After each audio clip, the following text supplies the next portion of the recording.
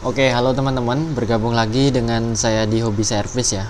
Nah, di video kali ini kita akan belajar menggunakan avometer ya.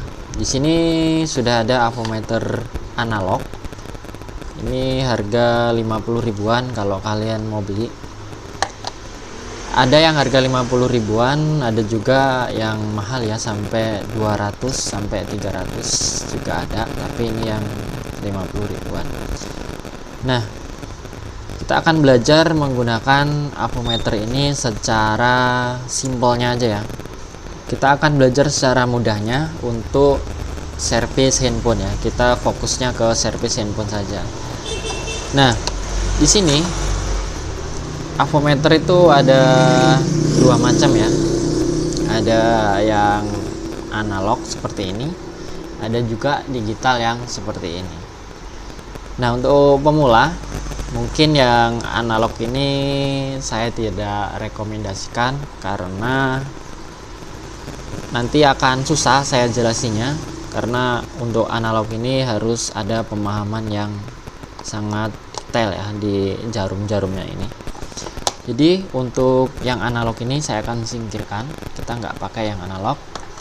Saya sarankan kalian menggunakan yang digital seperti ini. Bebas, kalian bisa cari di online shop, ada yang harga 50 ribuan, ada juga yang 200 ribuan, bahkan ada yang mahal juga. Kebetulan di sini mereknya Aneng AN9002, ini harganya 200 ribuan. Kalau kalian mau beli, linknya ada di deskripsi.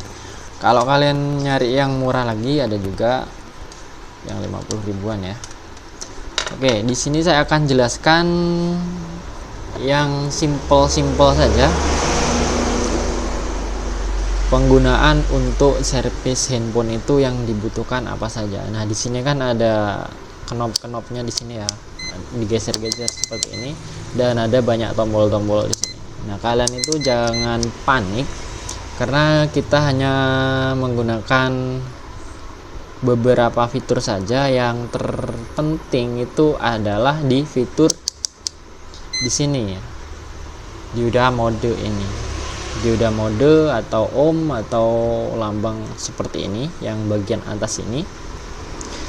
Ini gunanya untuk mengukur nilai hambatan ya, hambatan dalam atau nilai resentasi. Simpelnya ini itu mengukur apakah komponen, apakah jalur itu terhubung atau tidaknya, seperti itu. Nah, di situ terhubung atau tidaknya itu nanti ada nilai resentasinya. Itu berapa? Ada ohm, ada kilo, ada mega.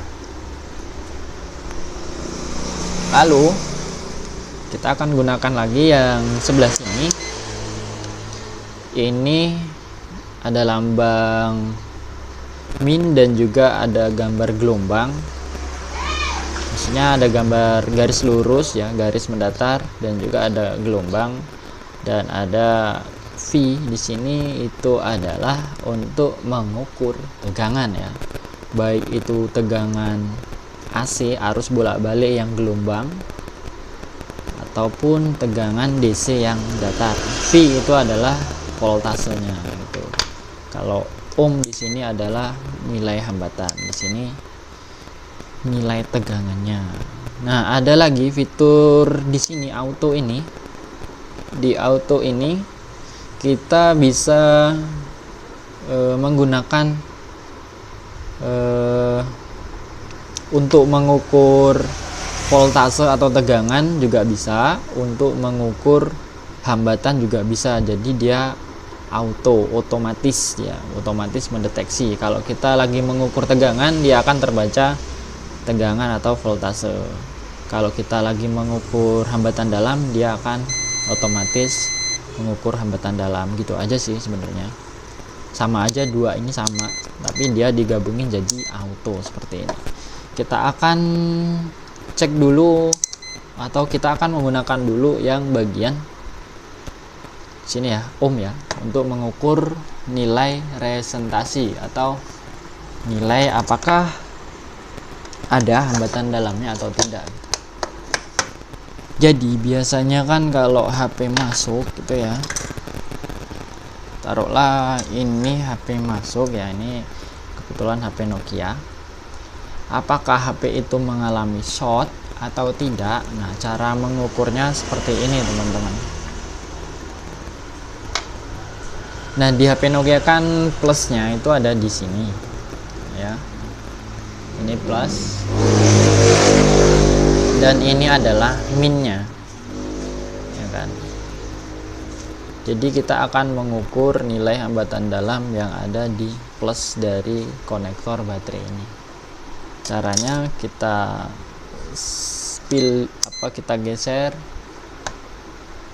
ininya ke ohm atau dioda mode, terus kita ukur di bagian bebas ya, mau yang merah di ground atau yang hitam di ground, itu nanti kita bolak-balik. Kita akan ukur di bagian plus dari konektor sininya. Nah, dia akan terbaca 2,5 kilo ohm. Nah, di sini atas sini ada lambang K dan ohm, berarti ini kilo ohm. 2 kilo 596 ohm gitu. Jadi 2,5 kilo seperti ini. Jika dia ada di kilo berarti ini enggak short, ini normal ya. Terus kita balik.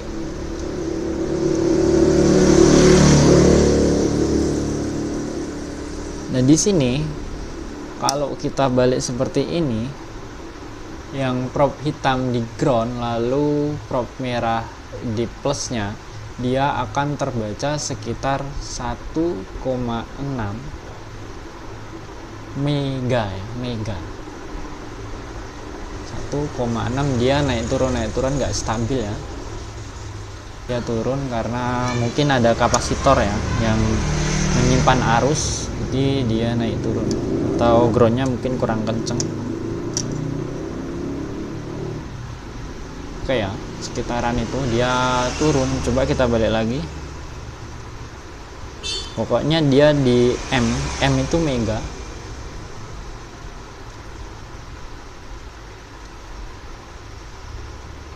Oke, di mega berarti ini tidak mengalami short. Oke, dia tidak mengalami short. Namun apabila kita taruh probe hitamnya di ground lalu probe merahnya di plus ini, dia seperti ini, dia 000 terus lambangnya ini ohm, berarti dia mengalami short ya apabila seperti ini. Nah, jika seperti ini dia mengalami short, tapi kalau seperti ini dia tidak short ya, seperti itu teman-teman. Terus kita akan coba untuk geser ke voltase ya. Kita akan menggunakannya untuk mengukur tegangan. Biasanya kita ukur tegangan charger ya, dia masuk tegangan chargernya atau tidak. Jadi kita menggunakan yang sini, kita nggak gunain ini. Kalau gunain ini dia ya nggak bisa lah. Pokoknya kalau untuk mengukur tegangan kita geser ke lambang V atau voltase, itu kita akan ukur. Nah, untuk mengukur tegangan yang probe hitam ini kita selalu taruh di ground ya. Misalnya kita akan mengukur tegangan yang ada di konektor ini, dia masuk apa enggaknya. Probe hitam kita taruh di groundnya itu bebas. Di sini bisa, di kaleng ini juga bisa. Kita taruh saja di kaleng ya, seperti ini. Kita akan ukur titik kapasitor ya. Biasanya kan kalau dari konektor cas dia akan lari ke kapasitor ini. Kita akan ukur.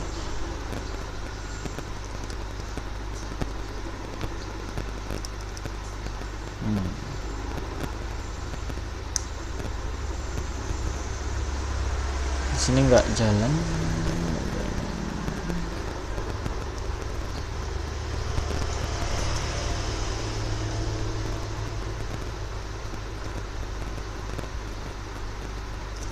mungkin konektornya rusak. Kita akan coba yang ini.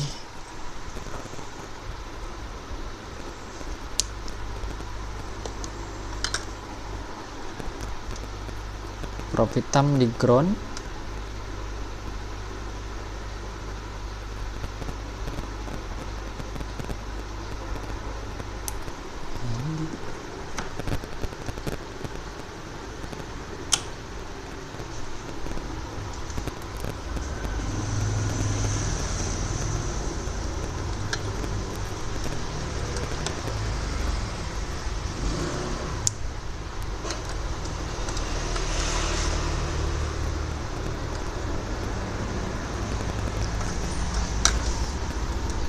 Oke, kita gunakan yang ini ya.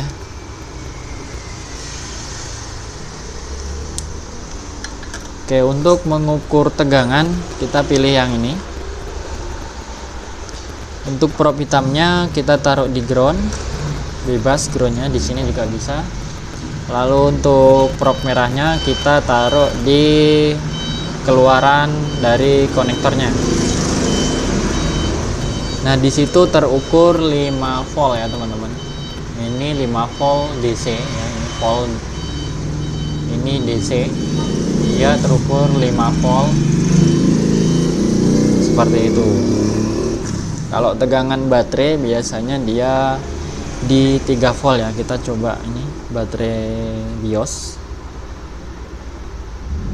Nah, ini tegangan baterai 3 volt.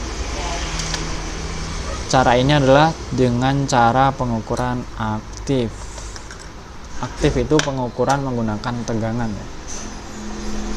Nah, apabila kita gunakan yang auto ini, dia akan secara otomatis ya.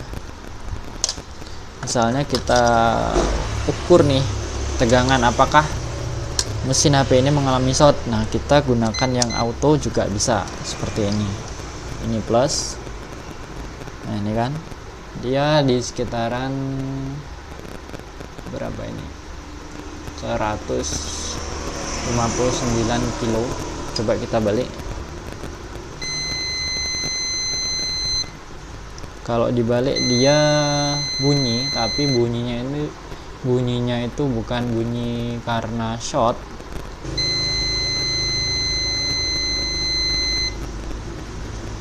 Oke, dia bunyi karena kapasitornya masih nyimpen arus ya. Jadi dia nggak bunyi terus. Kalau diukur seperti ini, dia akan keluar tegangan tapi nggak